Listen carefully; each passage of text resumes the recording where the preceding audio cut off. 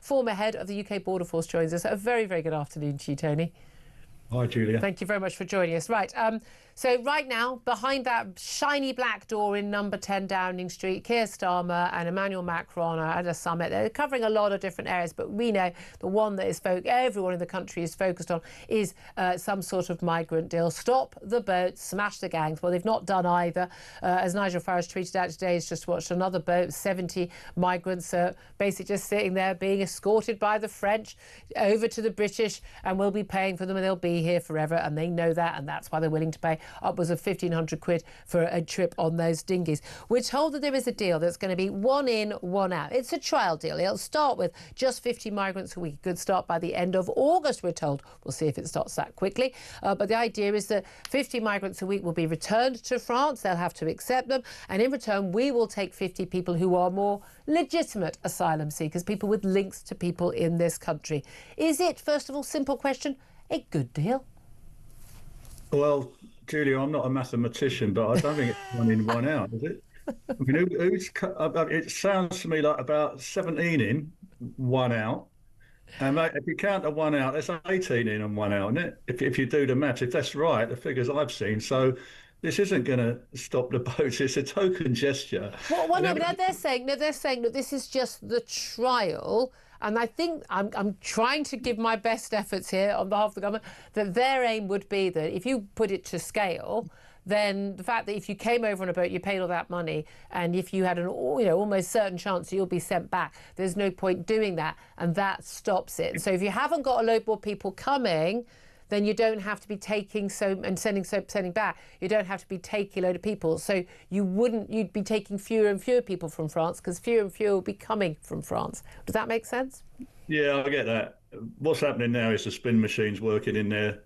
The deal's already been done, Julia. They've been sweeping, haven't they, bits and bobs out for the last couple of weeks on this, and so you know pretty well they'll be working out how best to put that. And some of that narrative you just put out there is going to be what they're going to say is, well, look, no one's ever managed to send anyone back to France before, and look what we've done. Look, we're sending and hallelujah, but I mean, and I just want to make the point. I mean, I worked in AMOS for many years, Julia, on all versions of the Dublin Convention. So if anyone is listening who says, oh, well, it'd been all right if we'd have stayed in the EU, we never, hardly ever got the French to take anybody back.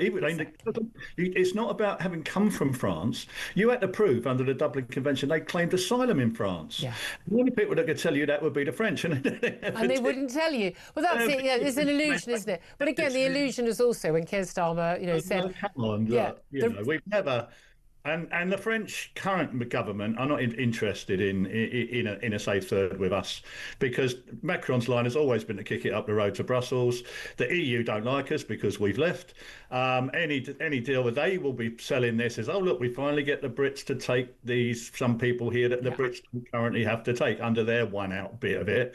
So I think it's all, I mean, I'm glad we're speaking to the French. We have to speak to the French. And actually, operationally, Julia, I did speak to them, and the guys on the ground are all right, actually, but they're not in charge of the policy. The policy is driven by things like this, and they will get operational instructions which will go back from the French into their internal ministry down at the police, saying what they're now going to be doing that they're already doing. So I'm afraid I'm pessimistic. I don't think it's going to be a deterrent, and I fear we're going to end up in a worse position than we're already. Well, this is the thing. I mean, look, if there's only a small number being deterred, it's the same as the Rwanda deal when it's only a small number before scaled up.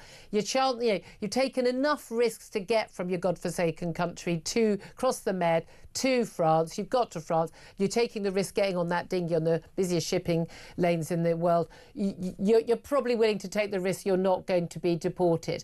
And one of the things that Philip Ingham mentioned earlier was that there'd be a new market for the people smugglers, which would be rent a relative, because the asylum seekers, the people who are claiming they've got a right to come to Britain, well, they'll need a relative in Britain. Well, I've got an uncle in Bradford, I've got a cousin in Leicester or wherever, and that's what they're going to claim. Well, people smugglers will be paying people to claim that they are their relatives, won't they? Yeah, well, so safe and legal routes will never work in France. That will just attract more people to France from across the Schengen zone in hope and expectation that they're going to be able to get a permit to come over here. All kinds of stories will be concocted to try and get them on that list. Yeah. And disappointed applicants will still head up to Calais and get in a boat, and we'll still end up accepting them, I'm afraid, Julia. So that won't work either. Yeah. You know my line. My line's always been the same. They should have given Rwanda a chance. They should have at least given it a go because we can't control what the French do. We can control what we do. And if we could have ever got the legal framework right and started putting people on planes to Rwanda with media out there filming that happening, I reckon that might have had an effect. I don't think this one will. But only in effect if it's on a grand scale. We know what works because Australia has done it. You never set foot on our shores. You never get to come here. End of. They dealt with it within months. The problem was solved. There's no reason why we couldn't do that. Exactly, Julia, but I can't see that happening under this government. No. They were elected on a ticket to abolish Rwanda, and they're passing legislation which is primarily to do exactly that. Yeah. So I'm afraid I'm a little bit despondent, but who knows? You know, we might get some smashing new announcement, Julia, and we'll be back on tomorrow saying how wonderful things are. I'm always going to give credit, and I've tried to put their argument that, again, it's a trial. The numbers we're talking about are a trial and all that. But at the end of the day, even if we did get, say, these people who were, you know, again, legitimate asylum seekers, but they're already in France, they say, I don't see why, because you speak a bit of English and you know someone in Britain, you've got a right to come to this country. I just find that utterly bizarre. But they'll be bringing their families, and we know this is it's going to be, you know, mum, dad, grandparents, great aunt, cousin this, second cousin that, the dog, the kids, we'll end up with, you know, you say 17 in, one out, and we'll end up with another 15 from their family as well.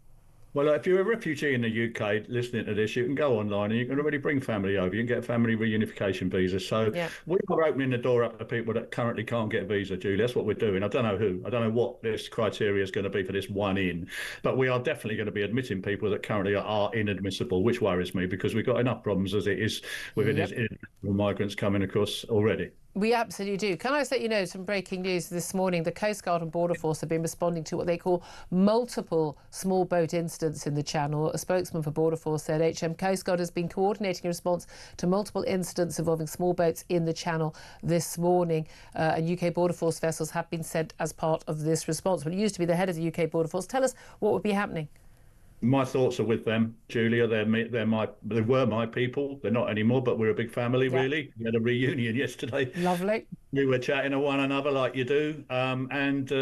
Essentially, the Border Force are very, very professional at saving lives. We do really, really well at that. We didn't actually join the Border Force to do that, but we've got new vessels, we've got life-saving equipment. Their primary brief is to pull people out of the water, make sure they're safe and well. We do that very, very well. And we do work with the French, actually, on that. You know, they were in touch with them. So if you're talking about, stars for safe rescue and bringing people ashore, making them well, we're really up there with world class at doing that. My thoughts are with them, though, Julia. It's tricky out there. It's really tricky when you get these sorts of numbers. You've got so many dinghies. You get on a hot summer's day like this, they're going to be out in force. So you get 2 or 3 boats. You now got 200 on the deck. What are you going to do? Go back? Oh, 1 minute. There's a shout. There's another one up the road. There's 300 on the deck. How many they're throwing up? You've got vulnerable people on there crying, screaming. It's horrible, horrible. And the Border Force handle it really, really well. Julie, I think people need to know that. No, I think they do. And the key thing here is, and again, it's easy for people to say, push the boats back. You can't. These are flimsy dingsies. Someone will jump in the water and then you've got a disaster. There is a job and there are maritime rules about saving lives. And we are a civilised nation. And I'm sorry, we cannot expect people in the RNLI, the Navy, the Border Force to not save lives. Of course, that's what, there's men and women like yourself that would do. However, do they, when you had a reunion, you talk to those people, do they get frustrated that they are basically now a taxi service for illegal migrants, as well as doing their incredibly heroic and important work? But they are acting as a taxi service, bringing people, largely unidentified men of fighting age from often war-torn countries, coming to our shores. Does that bother them? Of course it does. They're just like the man in the street or the woman in the street. Yeah. They probably listen to your show, Julie. They can't talk to you. They're not allowed to under civil service rules. That's why I do it. Yeah. Of course they're frustrated, but they can only operate within the law. They cannot put ministers in contempt of court. That's the worst thing you can do. So, don't blame the Border Force. No, absolutely not. You're going to go at the Border Force, we're a taxi, so a bunch of screaming liberal. No, we're not. We're a law enforcement agency, but we need a law that enables us to enforce. That's what they really want. They quite like to detain people on arrival, screen them properly, and deport them from the country as illegal immigrants. That's what they would like to do. But you... They can't. That's not government policy, effectively. Well, I just want to end this with, we've talked to you so many times about this. And again, let's talk to the people who actually know about this, who've dealt with it on the ground. Clearly, our government hasn't got a clue. Clearly, the last government didn't have the will. This lot definitely don't have the will. What would work, Tony? Removals deterrent. Start pouring concrete. Build detention centres at Manston. No 48-hour throughput and into hotels. Keep people detained and get removals deals done, either with Rwanda or other, and get tough on these countries that are refusing to take people back. Yeah, how are you going to persuade Iran or Afghanistan to take people back, though? How are you going to do that? I'd send them to Rwanda. And then they have to go to Rwanda.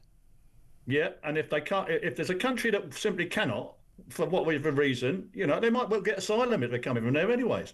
Send them to Rwanda or somewhere that will take them and process them and guarantee non-refoulement, all in the Safety of Rwanda Act. But they left that too late, the last lot. They brought that in lastminute.com. Yeah. And then when we were ready to go, they called an election. Yeah.